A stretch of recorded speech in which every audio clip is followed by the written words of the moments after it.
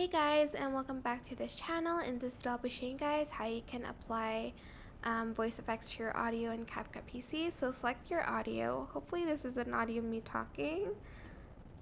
Hey guys, yeah, okay it is. Or you can record here, but you're basically going to select voice effects here and select the tick button. And here you have a lot of options you can choose from. There's ELF, deep, high, low, mic hog, echo, distorted, low battery, etc, etc.